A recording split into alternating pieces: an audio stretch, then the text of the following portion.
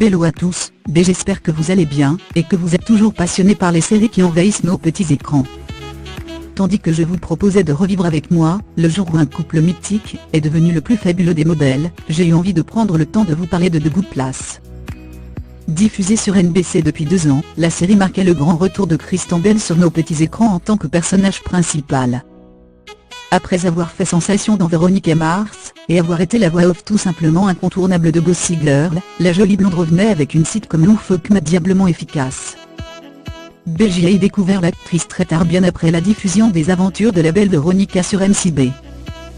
Mais je l'ai tout de suite adorée. Son personnage, sa voix, sa personnalité, son amour des animaux et son côté ultra attachant, ont rapidement fait d'elle une des actrices les plus aimées de sa génération.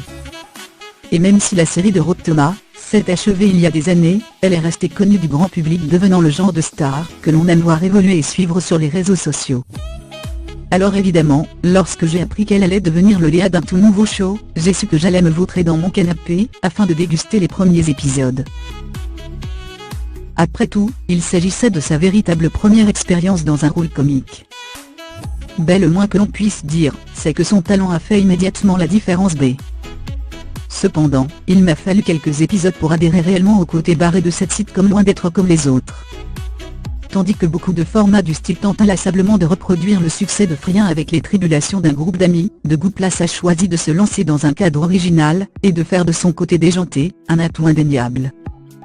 Et en plus de compter Kristen Bell dans ses rangs, c'est tout un casting brillant dont elle s'est entourée. Suivons le parcours d'Eleanor, une jeune femme grossière, égoïste et cruelle, qui se retrouve propulsée par erreur au paradis après sa mort. La série transmet avant tout des messages forts.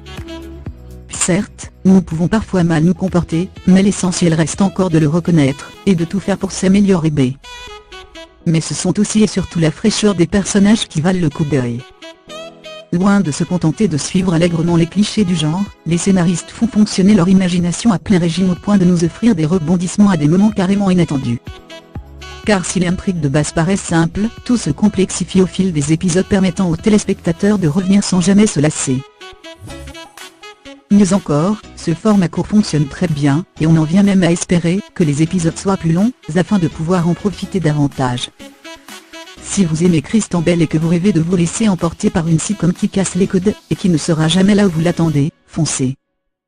D'autant que Shidi, Tani, Jason, Janet et Michael sauront vous donner envie de les suivre jusqu'au bout du monde. Bon moyen aussi de désacraliser la mort, et peut-être même d'en avoir moins peur. Dans The Good Place, les choses ont beau être difficiles, elles finissent toujours par aller mieux tant vous êtes entouré de vos amis, et ça, c'est quand même bien rassurant. Qu'on aime ou qu'on déteste, la série ne devrait pas vous laisser indifférent.